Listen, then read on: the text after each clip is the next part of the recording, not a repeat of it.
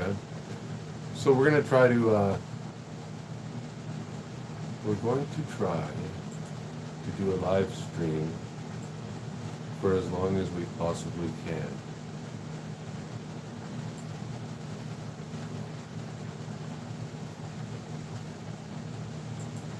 Now then, this will be about the Odyssey, Christopher Nolan's Odyssey.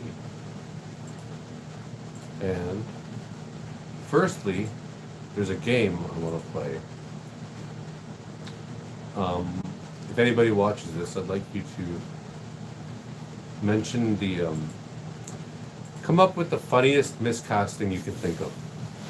Because Elliot Page as Achilles is hilarious. And Lupita Nyong'o as Helen of Troy is hilarious.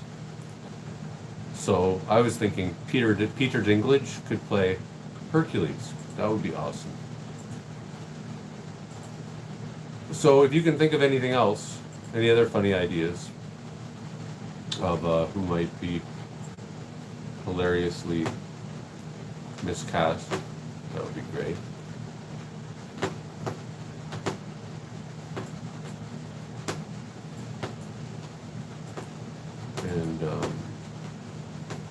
And then another game would be, what will Nolan's next movie be? Since he thinks he wants to do every single movie genre, what's left? I would think his next movie will be a horror movie, because he wants to be like, you know, the guy that can do every single genre.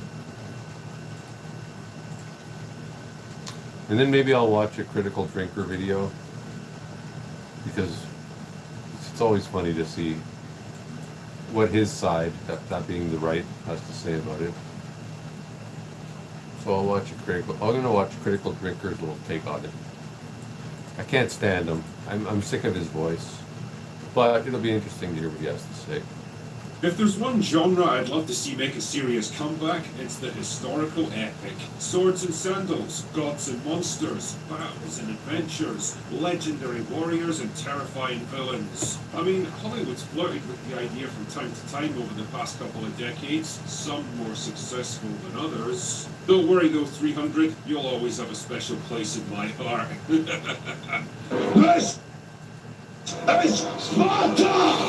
Yeah, 300 was a very good movie.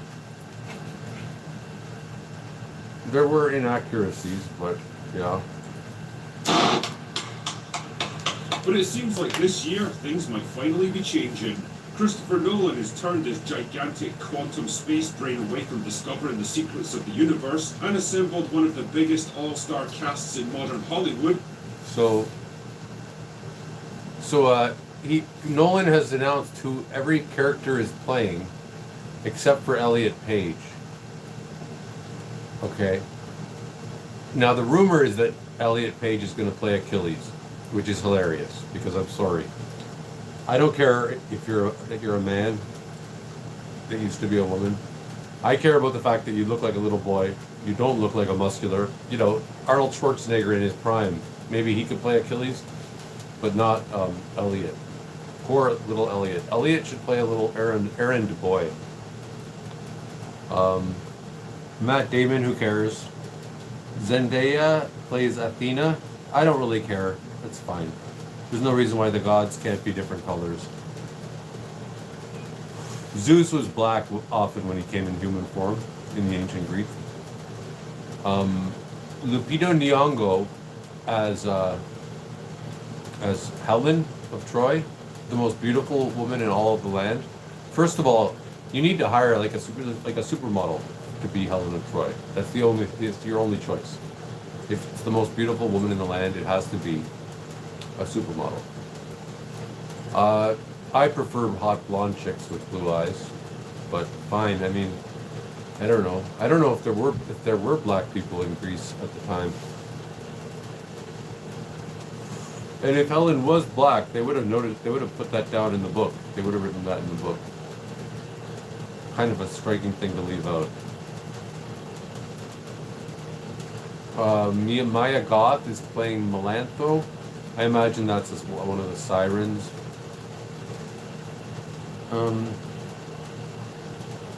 Himesh Patel. Again, like if you're Indian, you're playing a Greek.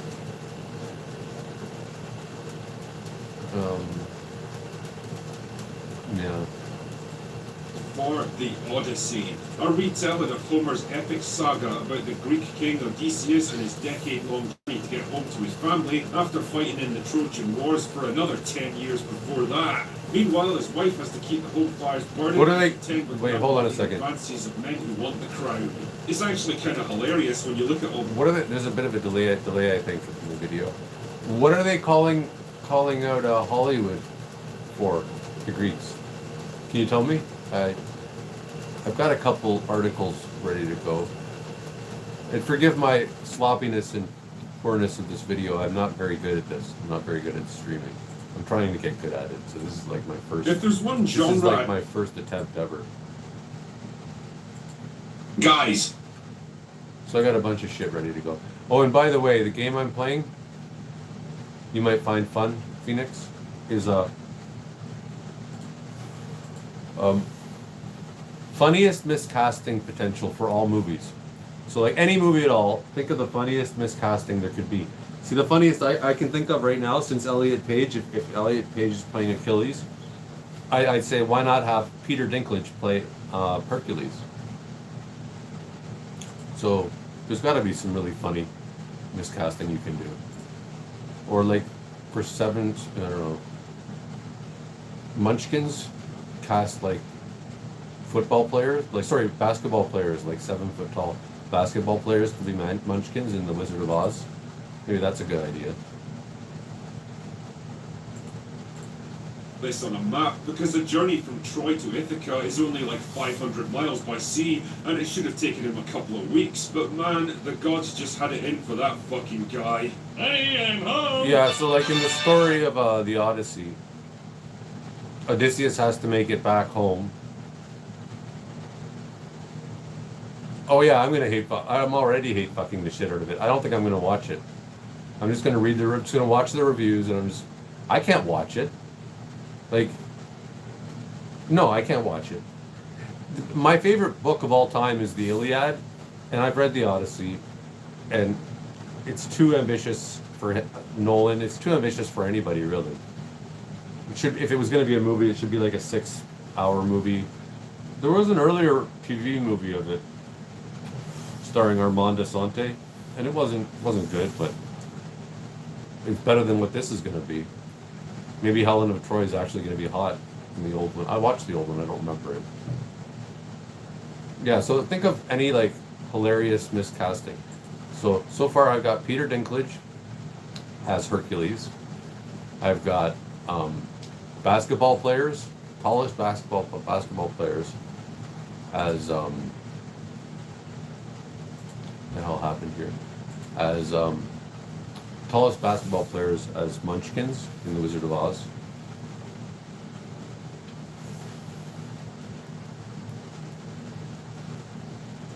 They're being erased culturally. Well, it's true.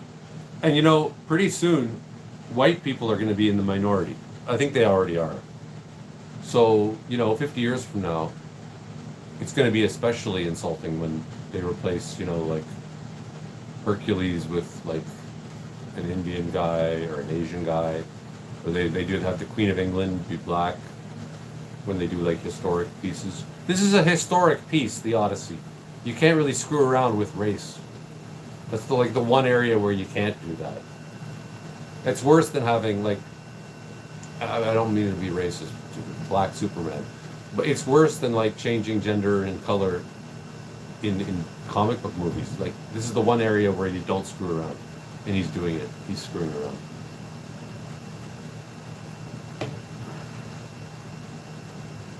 Yeah, they're being erased, huh? Oh, Nolan's ahead of his skis. He always has been ahead of his skis. He's overly ambitious, and he always comes up short. I didn't even watch that one about the bullets that go backwards. What was it called? Tenet? Yeah, I think so. I get the names confused. The one with Leonardo DiCaprio was called Inception. It was after I watched Inception that I was kind of like, okay, I think I'm done with you, buddy. I didn't like how they horned in these like car chases and fights and shit when it's like that's really irrelevant to the whole story. You're just doing that to have people who like action come to your movie. See, Christopher Nolan tries to please everybody by having everything. So he'll always have a love story, he'll always have a car chase, he'll always have a gunfight, even if it has no point being there.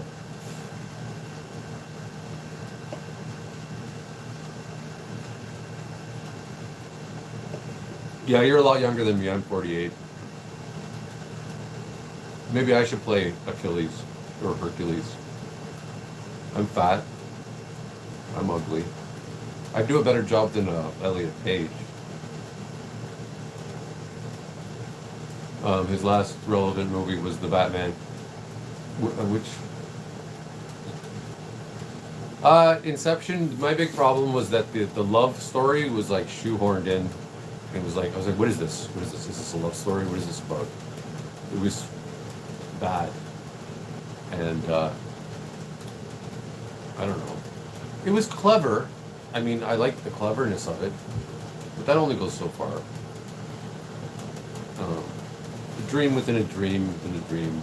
It was all cool. It was the best thing about that movie. I thought was that the word that he wanted to, the inception, what he wanted to put into that billionaire's mind was something like "forgive your father" or something, and that's what made him give up his money or something like that.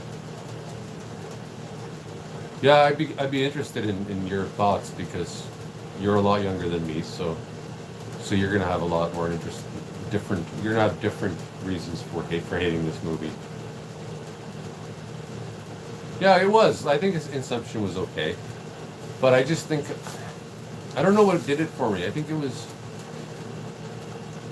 Interstellar. That's the one where I kind of just I gave up on Christopher Nolan. It was when Matthew McConaughey goes. He finds out that the missing ingredient is love. And I'm like, oh fuck you. You know what's better than love if you want to think about it? If you really want to think about it, okay. Consciousness. Consciousness is the missing ingredient to the problem of time travel or whatever the hell he was trying to solve. Shit, it can't be love. Fucking idiot. You know? Love's first kiss? Is that the secret of time travel? If you fall in love and you kiss a girl on the lips, and then you travel through time? Is that maybe that's better?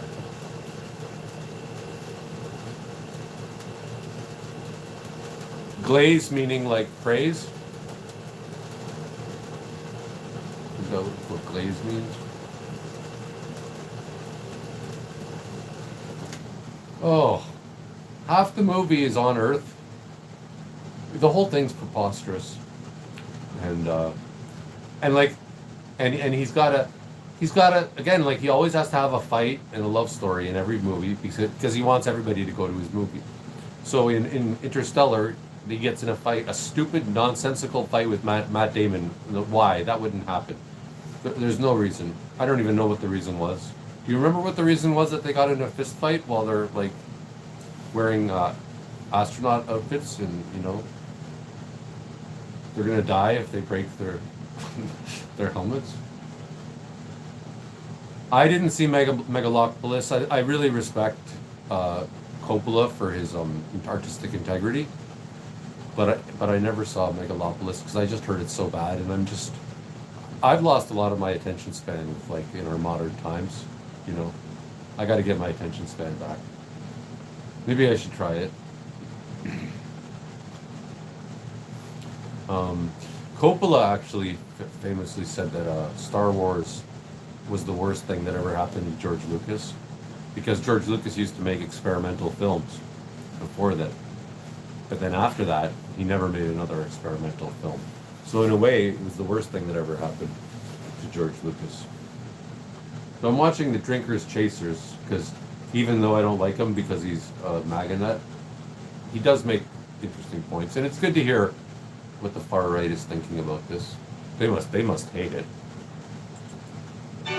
Look who the fate strand did. Anyway, stories don't get much more epic than the Odyssey. It truly is one of the great adventures in human history, blended together. Oh, shut up, asshole. I don't think Critical Drinker ever read the Odyssey. THX, yeah. American Graffiti. I think I saw THX once. That's where he first kind of came up with the idea of the lightsabers. What else has he done? Really just Star Wars, I think. Oh, and Indiana Jones. And Willow. Willow was a good movie.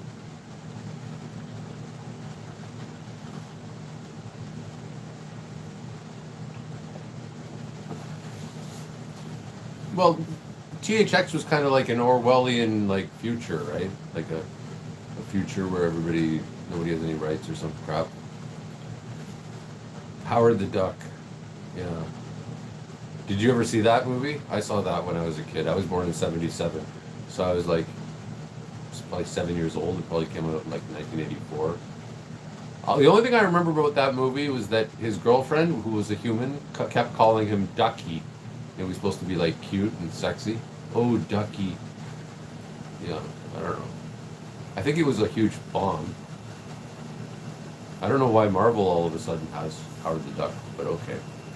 Keep him. Howard the Duck is stupid.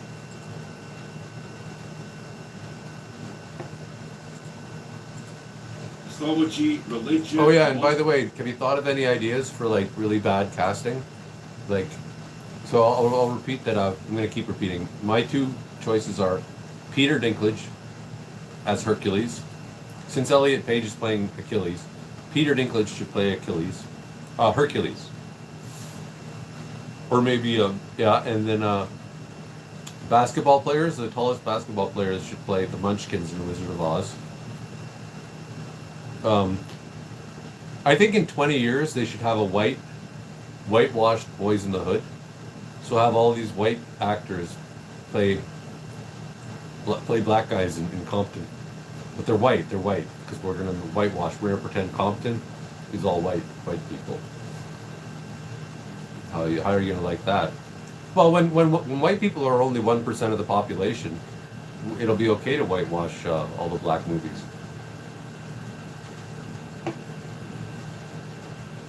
We could do a remake of the movie. What was that movie by Jordan Peele? The first movie that made him so famous. What was it called? Get Out? I think it was called Get Out. We could do a white version of Get Out, where black people are taking the brains of they're putting their brains into white people. The black people are putting their brains into the white people. Yeah. That'd be kind of cool. We could do a movie about like black emancipation, like the black slave period, and have all the black slaves be played by white people, and have all the white people be played by black people. So the black people are whipping the white people, and they're bringing them to America from Africa. So Peter Dinklage is Hercules. Basketball players are the Munchkins. Who else can you terribly miscast? I mean, why did they make Matt Damon Odysseus? Why didn't they cast an Asian female? Yeah, as Odysseus. And Helen of Troy. Why use a black woman? You could have used who's a popular black actor? I don't know, Denzel Washington.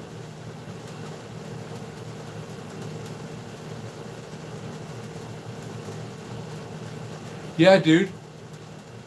I'm in Toronto. No, I always said they're going to go too far. They're going too far, and people would say to me, "Oh, come on! You think anybody really cares if like Helen of Troy, for example, Helen of Troy is played by a black woman?" And I'm like, "Yeah, they do care. They do care. It's going to be a big deal." And I said that 10 years ago before MAGA, and then MAGA came almost as a reaction to this like You guys went too fucking far. You always go too far. That's the problem with humanity. When people get too much power, they go too far.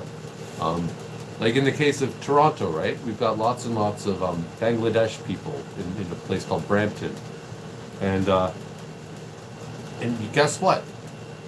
Naturally, they're going to try to get their Bibles in the schools. The day will come when they want their Bibles in their schools, in our schools.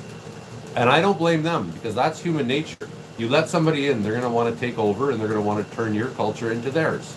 And it was our choice to let them in, and blah, blah, blah. But they're here now, so there's no choice. We're screwed. They're here. So, no. Troy's supposed to be a woman. Yeah, the whole country's going to go to war over an average-looking black actress. I mean, she better be damn sexy in this. Isn't she bald in real life? So she doesn't even. Is she going to be bald in this movie? That's hot. Nothing hotter than a black chick with no hair, right? I'm gonna like look for some pictures of this dumb movie. I want to see what she looks like as Helen of Troy. Maybe she'll have a blonde wig. I don't see any pictures.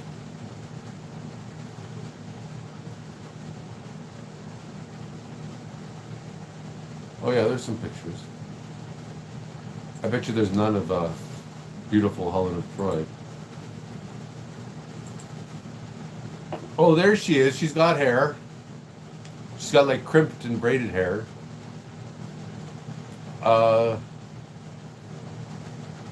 Like black or white. I wouldn't do her. I wouldn't do her. No offense, Helen. So I wouldn't do Helen of Troy. She's not my type. Oh, I want to see Elliot Page as Achilles. That's the only thing I want to see, just to laugh about it. But the rest of the movie, I don't even want to see the rest of it. And you know, have you read the Odyssey there, Phoenix? Phonics?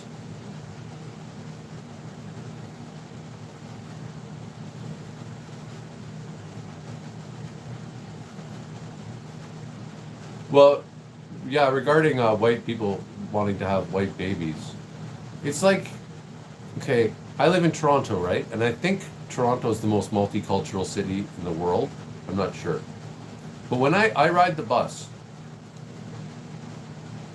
I'll count how many white people I see on the bus. And it's like 2. And it's like, so and I'm into white chicks, right? So my chances, I'm a single guy. My chances of meeting a beautiful, hot chick on the bus are drastically diminished. There's one white person, period, on the bus. So it's just and like I've said before, I don't think it makes me racist to say that if I had my way, the only people we would let into Canada would be hot, blonde supermodels from Sweden. Okay? And they're for very obvious reasons. But I understand that that's not realistic and that's not how the world works. And even if they did let hot blonde models in from Sweden, they probably wouldn't dig me anyways. So this is all fantasy land. Okay, Google, stop! In the real world, we gotta tolerate that there's gonna be ugly people, there's gonna be short people. You can't just like, what are we gonna do? Put them in gas chambers?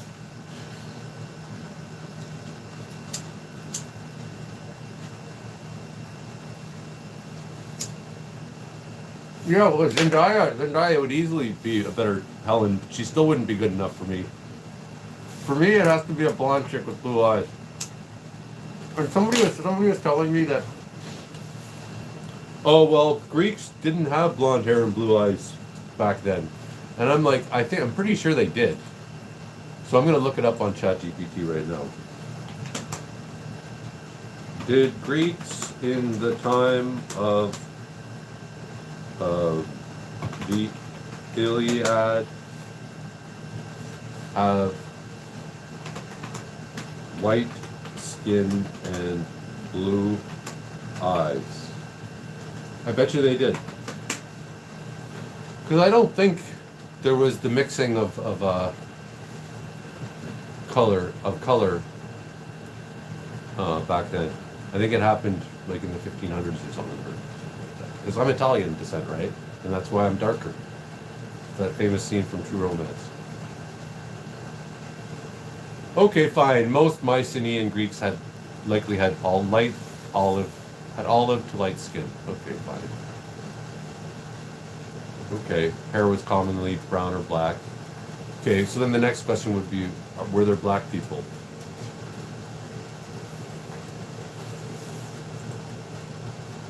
Did you know, it's hard to find you, I'm looking for you right now.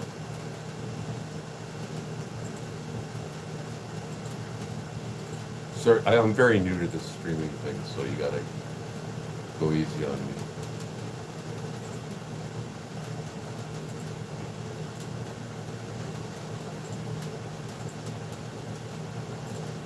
Well, there we are. Just reading what you said.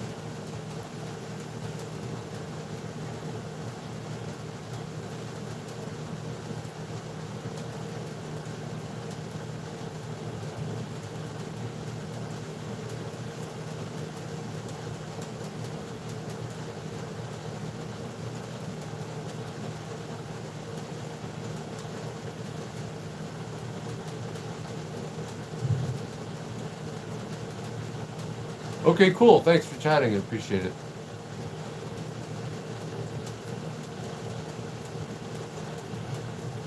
Well, good luck. And maybe you can put Nolan out of a job. It'll be interesting. I don't think it's going to do very well.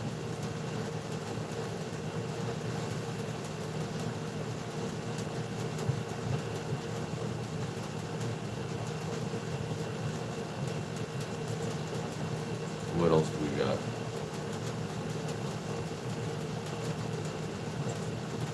Well, I guess I'll watch the rest of the Critical Drinker too.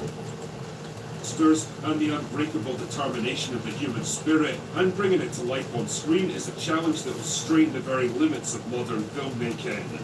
But now that I've seen the trailer and I've considered the artistic vision behind this movie, not hard. It's not hard to make the Odyssey in terms of visuals. You've got all the effects in the world.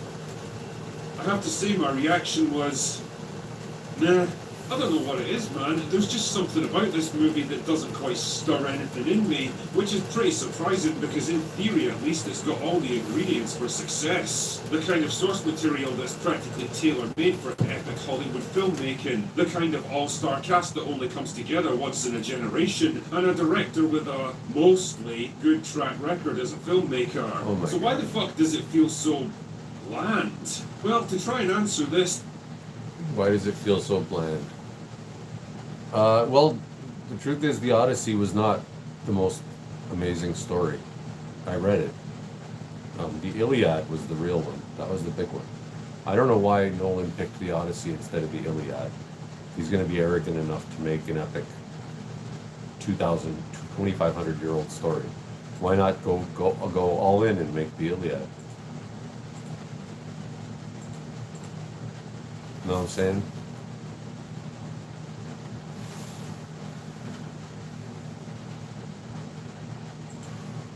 Yeah, Critical Drinker, he's way too far right for me. And like he has a cool voice, but then you get sick of it and you don't want to hear it anymore. That's my experience with him. So let's take a closer look at those key elements again, shall we? First of all, there's the source material. Nothing wrong there, right? Wrong. Well, the problem is that the Odyssey was originally written in ancient Greek, obviously, meaning that it has to be translated into English for it to be legible. And what kind of story you ultimately get very much depends on which translated version you read. In this case, Christopher Nolan has publicly stated that he's a big fan of the 2017 adaptation of the Odyssey, which was translated from Greek by British writer Emily Wilson. Why exactly does that matter? The Drinker did his homework, at least. Well, because Emily Wilson just so happens to be a hardcore progressive feminist who specifically set out to rewrite, reimagine Homer's text through a female-coded, gender-critical, postmodern... So he's adapting... My phone's ringing.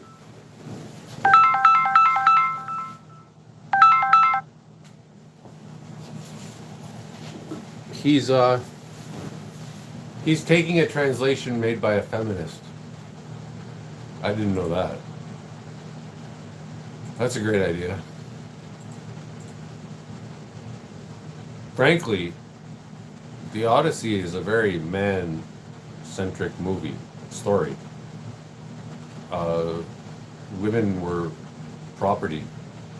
You know, like when Achilles conquered people, he would take the prettiest women as his own, as his property. So I don't see how a feminist is going to have any insights into such a story. That's really creepy.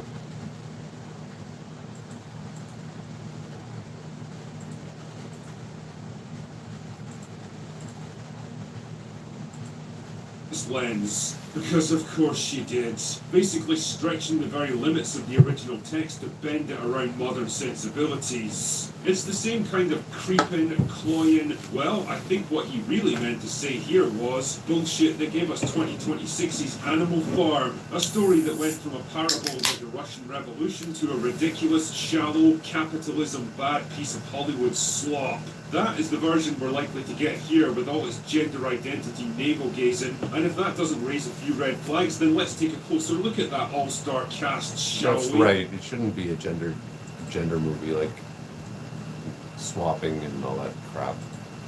Like,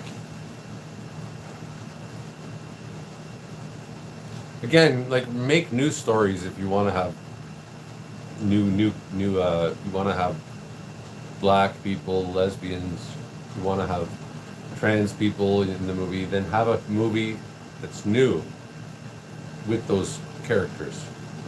Characters written as trans people, characters written as lesbians, characters written to be black. That was the big mistake with Snow White, because Snow White is a story made in like 1920 for a 1920 culture and state of mind. And you can't make it now without taking everything out of it, without making it a completely different story. It's, I don't know what to say. It's counterintuitive. The whole thing falls apart, right? Like, you're making a movie with horses and buggies, and, you know, a movie essentially where the prince rescues the princess. How do you remake a movie where the prince rescues, the core of the movie is that the prince rescues the princess, but then say, well, the prince isn't going to rescue the princess because women are, empowered now. Well, then the whole movie's done. You can't do it. Just leave the 1921 alone. Don't watch it if you don't want to. But you can't update it. It can't be updated.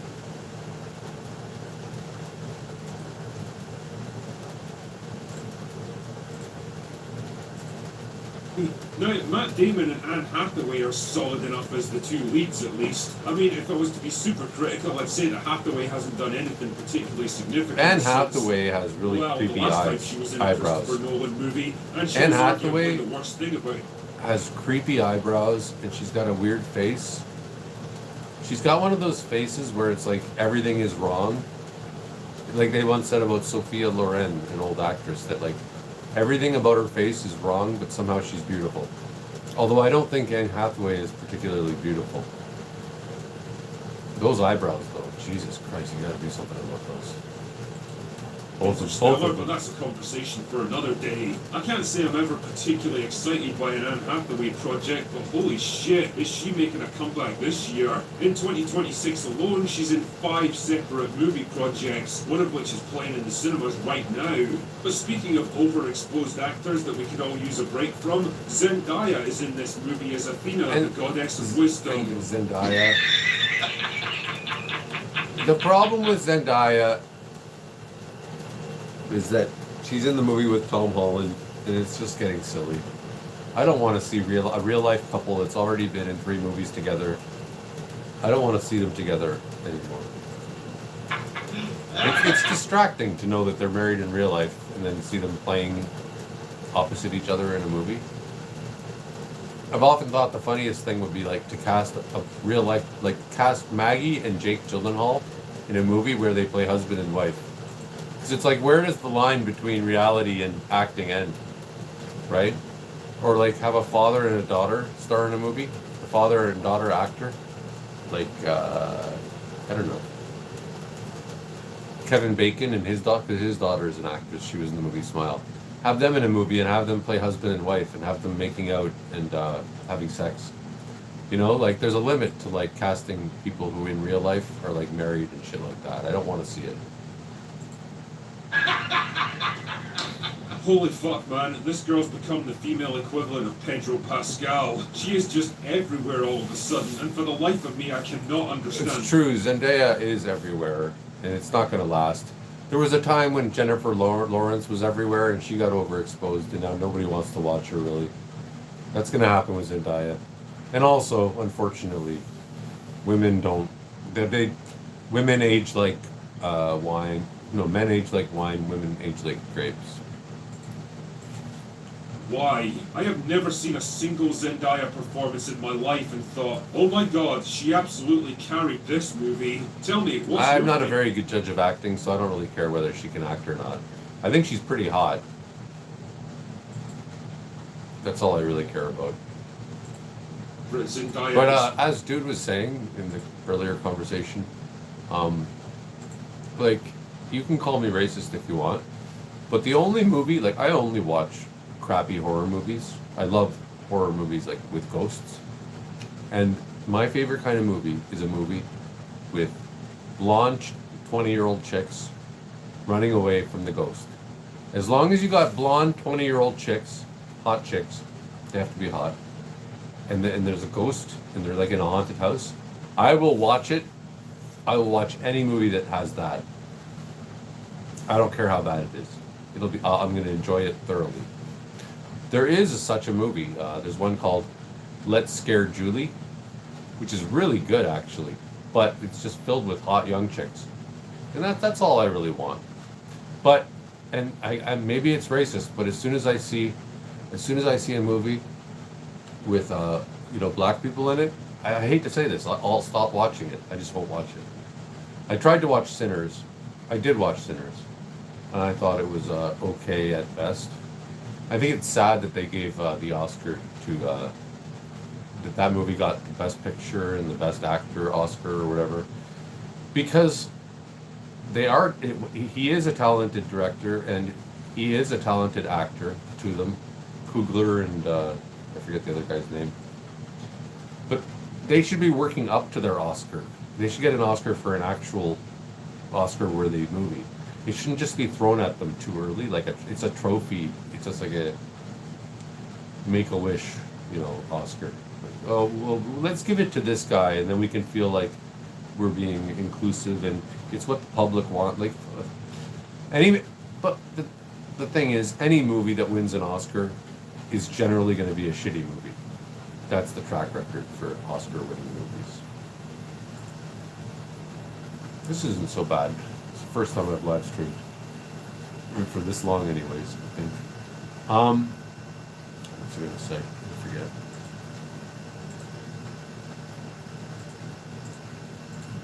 Expression, the angry frown, the confused frown, or the confused angry frown. Yes.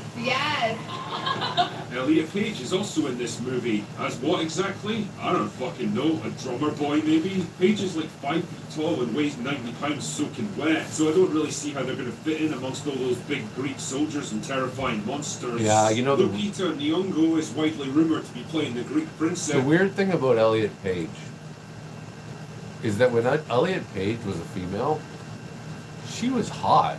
She was a hot little chick. It's a shame from that side. Like, we lost a hot chick. But I mean, I respect Elliot's right to change their gender. Do whatever you want. It's your body. I'm gonna look up what Lupita Nyong'o is in. I think she was in the movie Get Out. Or no, the other one. The one about the tethered. And wasn't she in like Black Panther? Yeah, she was in Us, and she was in Black Panther. She plays Nakia, whoever that is.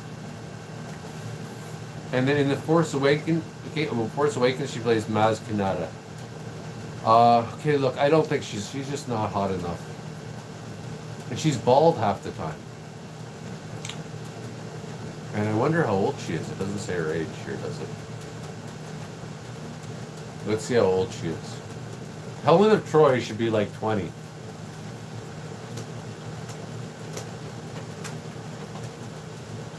Lupita? Hey Lupita, we want you to play Helen. Lupita will be Helen. Helen of Troy. Nyong'o. How old is Lupita Nyong'o? She's 43?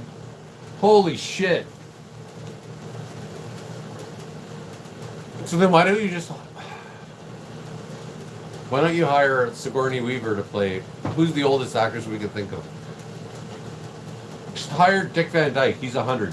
Hire him to play Helen of Troy. And I was like, when I heard this, I'm like, is this a joke?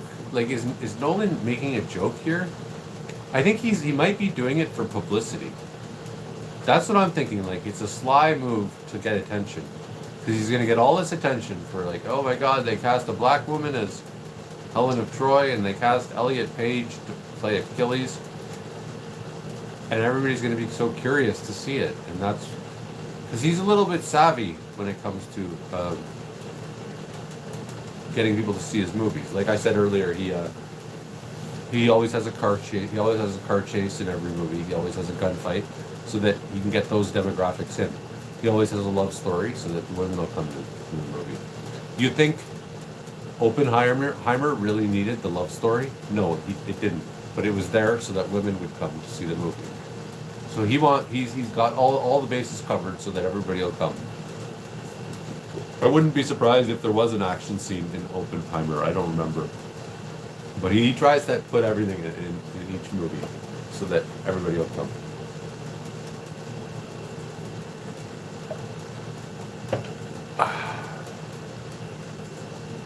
Where was we? It's Helen of Troy, which if it turns out to be true would make about as much sense as Papa a Swede playing Severus Snape, but hey, what can I say? It's Hollywood, baby. Thank you, Rachel. But the thing that stood out for me about the entire cast in this trailer was just how bland and mundane they all look and sound. Every time I saw one of them, all I thought was, oh yeah, there's Robert Pattinson, there's Charlize Theron, there's Tom Holland. Well, what do you... that's stupid. Larger-than-life mythical figures of legend that should be leaping. The thing about critical drinker, is that he doesn't ever say anything. He doesn't say anything smart ever.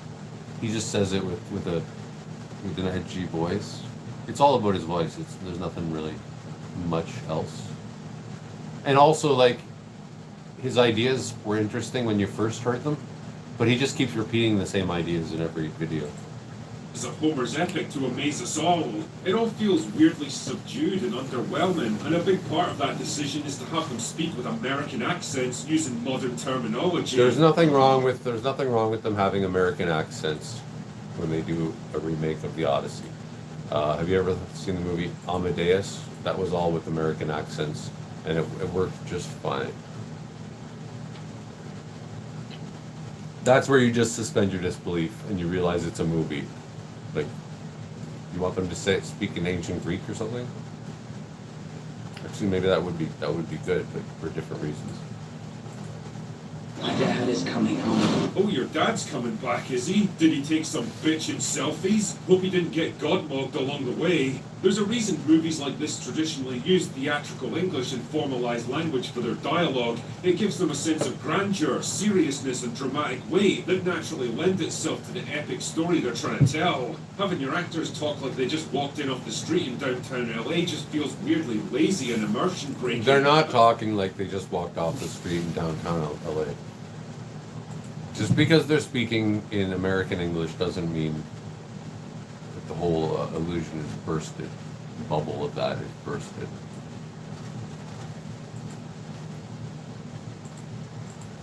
And before anyone chimes in with little pearls of wisdom like, Drinker, you know as well as I do they would have spoken Greek in a story like this, so why does it even matter what accents they use? Well, hypothetical straw man, we all know the language they would have spoken, but we also know that having your entire cast learn a whole new language just so the audience can sit through 3 hours of subtitles is neither practical nor logical. That doesn't mean that you have Okay, like to we go all look. completely Drinker is opposite going on a little direction too and give much shit about like this.